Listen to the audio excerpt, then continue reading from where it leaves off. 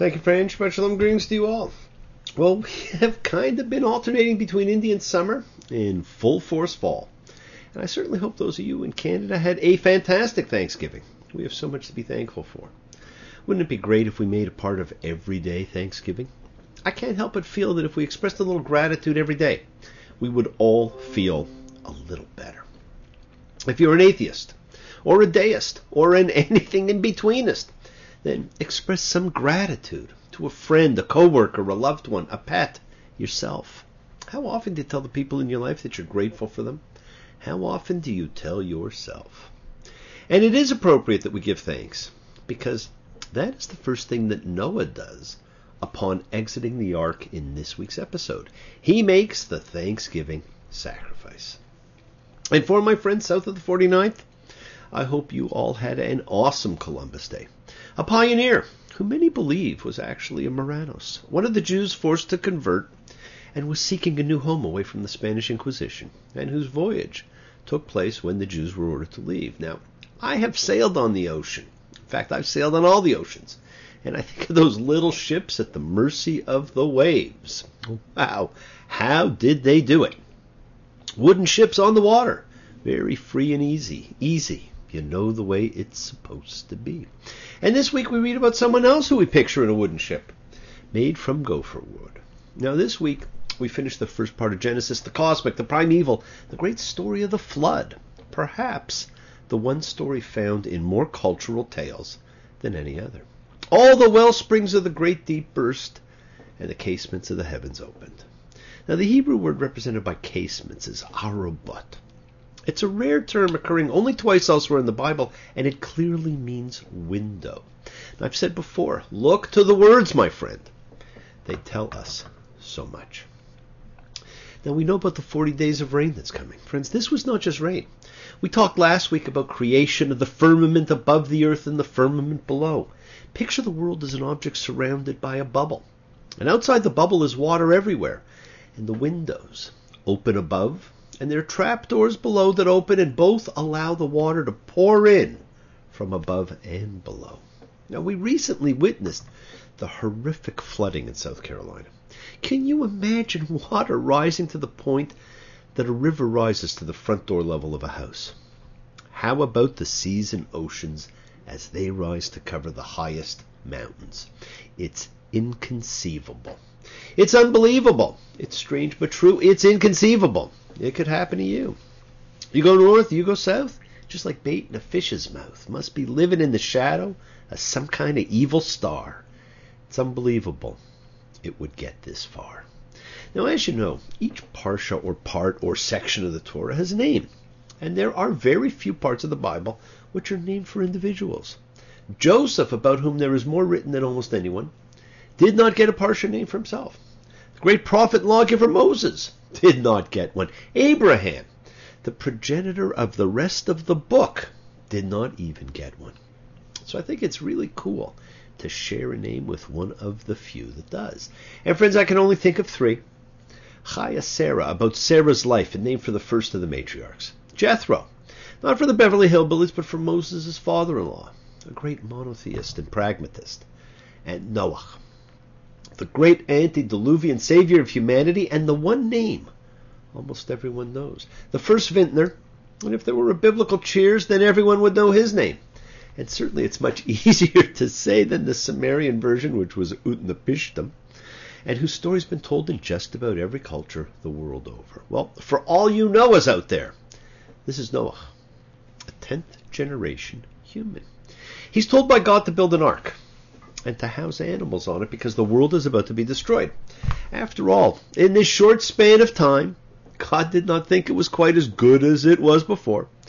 And we think of Noah and his ship of animals floating along till the water subsides. Except, my friends, it was not a ship. It was a tabah. Now, we call it an ark, and we think of a boat. But it was a box, rudderless, completely at the mercy of the water. The Hebrew tabah means a box. It has long been translated as ark, which is actually from an old English word for box. And because ark is so old an English word, which people actually no longer even use, And because the story is so famous, people simply frequently think that the word really means boat. And so your language and history lesson for the week is, there are two words for arks in the Torah. Tabah, a box, and Aharon, used for the box that contains the tablets of the Ten Commandments. And we call that an ark. An ark is still an appropriate translation for that container because people know what it is, and they wouldn't confuse it with a boat. And because that word is actually still used for the box that contains the scrolls of the Torah in synagogues to this day. And we have here Tabah, used only twice, and for similar purposes. Once for Noah, and once for the baby Moses. And no one thinks of Moses in anything resembling a boat. But it's not a boat in the flood story. Now, in one of the two integrated stories, its measurements are rectangular and they're given, and it has no rudder, sail, oars, or steering ability. In the other, like I said, its measurements are simply just not given at all. Now, the same is true of the box, the Tabah, in which the baby Moses is placed in Exodus 2:3. And as I've said, these are the only two objects called Tabah in the Hebrew Bible, and they both simply float on water and are at the mercy of the current. Now, I continue using the word ark so as not to distract anyone from the flow of the story. We immediately project a picture of a boat in our mind's eye when we think of Noah. Now, for many, the story of Noah is the first story of faith. He put complete faith in the word that came to him. And when you think of his going into a floating box, which he could not control in any way, shape, or form, it's pretty incredible. And for those who still toy with faith, it is perhaps a story of trust. And one of the great things which Noah did teach us, via faith or trust, or whatever else you want to view, is that who you are is the sum of your choices. But it's also a story that tells us a lot about God, his likes, dislikes. We start to get an even more anthropomorphic picture forming. God comes to Noah and gives him instructions for construction. Sophisticated in some ways. After all, it has windows and is multi-leveled. Genesis 6:15. And this is how you shall make it. 300 cubits the length of the ark, 50 cubits its width, and 30 cubits its height. You shall make a window for the ark, and you shall finish it to a cubit from the top, and you shall make the ark's entrance in its side. You shall make lower, second, and third stories for it. I'm bringing the flood, water on the earth, to destroy all flesh, in which the breath of life from under the skies. Now, I've always wondered, why not just man?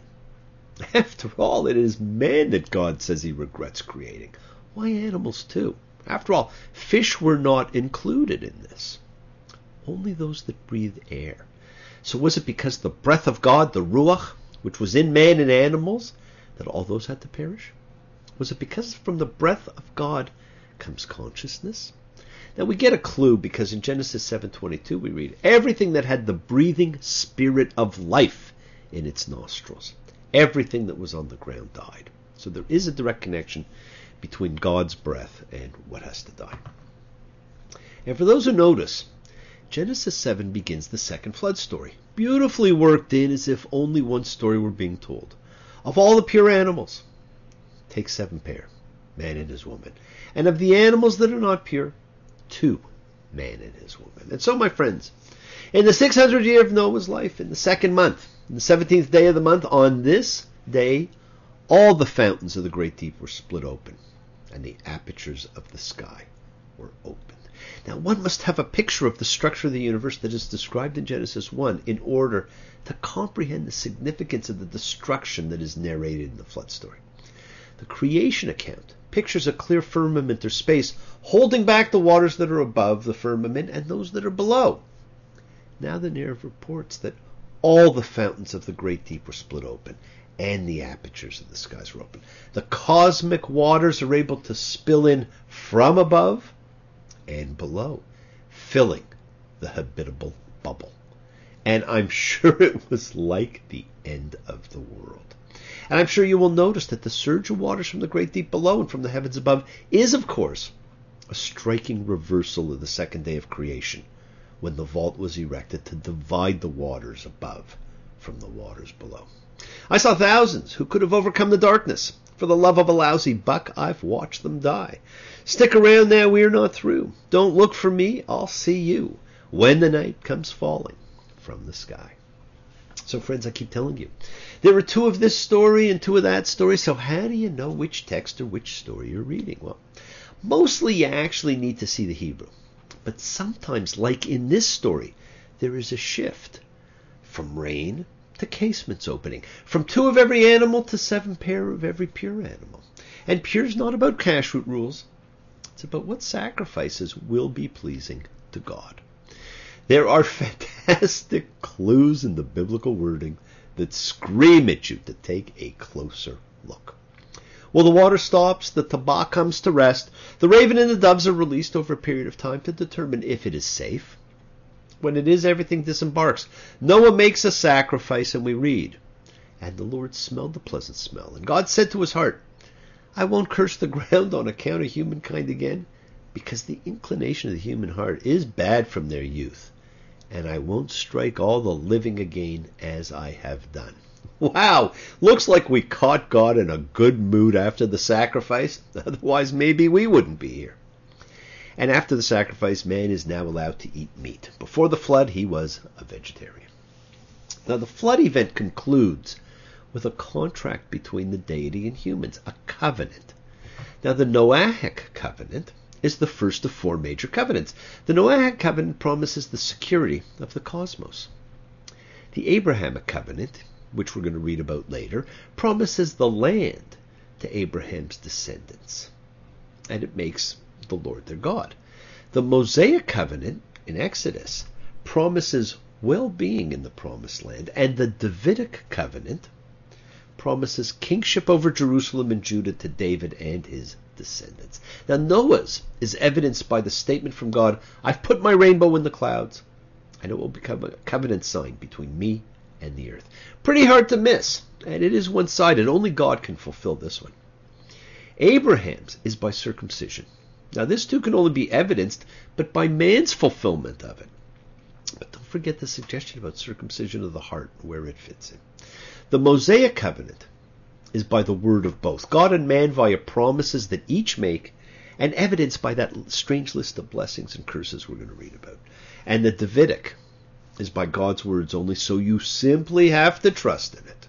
And the Parsha ends with the shift to the Tower of Babel story, which is actually a story about rebellion. And I'm not going to discuss it at this time, but the point to it is God disperses them and gives them languages that make them less intelligible to one another and thereby less united. And we have been pretty unintelligible ever since. Now, the story thus prepares the way for a shift in the narrative, away from dealing with the fate of the species and the universe. And instead, it begins the focus to individuals. And just so you won't think that there are not controversies in just about every parsha in the Torah, God says in Genesis 11:7, "Come on, let's go down and babble their language there, so that one won't understand another's language." There is that confusion about the plural. Let us go down. Friends, as we enter into the story of Abraham and the patriarchs, in 2 short weeks we've completed the cosmic nature of creation, and we leave the primeval for a completely different type of book. But never forget, this book begins with the God of everything and everyone, and that God never changes. There is only one God, and God is everyone's. Friends, you could spend years just on these 2 parshas. Now let's take a minute and send healing energy out to those in need of help, in need of healing, in need of goodwill, in need of recovery, in need of love. And it is okay to include yourself in the list if you need any of those things. So please never hesitate to send healing out to anyone you know in need. And friends, this is a great time to remember that it is not just man that suffered in the flood. All of God's creatures did. And the Noah Parsha is the perfect time for a universal service in remembrance of all who have lost a beloved pet at one time or another. We have been sustained, protected, and nurtured by the life of our beloved companion who has been taken from us. The ragged tear which death has rent in the fabric of our lives cannot be mended. Yet love is as strong as death, and the bonds of love know no boundaries. We still meet, we still love. not in the world of physical reality, then in the gentler world of memory and dreams. For Alex, for Paul, for Martin, and all of you who've lost a dog. For Wilson, for Zero, for Monty, for Cleo, for Shakespeare, for Chinook, for Tsitsi, for Lucky, for Callie, Brittany, for all our friends who gave us unconditional love. This is for you. Nearer to the earth's heart, listening to its sounds, inhaling its fragrance. Dogs know this world in a way we never will. Stranded between time gone and time emerging. We seldom manage to be where we are, but they are always looking out from the here and now. May we learn from our beloved pets to free our senses, leave our locked minds, learn how to play with abandon, and feel the earth breathing with us. And friends, in Ecclesiastes 3:19, we're reminded that which befalls the children of humans also befalls our precious pets. As the one dies, so does the other. And both have the same life breath. Both go to the same place, both came from dust, and both return. And for any and all of you who have ever lost any pet, here's a parting prayer for all of you. Having lost my beloved friend Wilson last week, I will use his name. But as I say it, please say the name of any pet you've ever lost. Dear Lord, please open your gates to come escort Wilson across the Rainbow Bridge. Assign him to a place of honor, for he has been a faithful friend and has always done his best to please. Bless the hands that send him to you, for they are doing so in love and trust. Grant me the strength not to dwell on my loss. Help me remember the details of his life with the love he has shown me, and grant me the courage to honor him by sharing those memories with others. Let Wilson remember me as well, and let him know that I will always love him. And when it is time to enter into paradise, please allow Wilson to accompany those who will bring me home.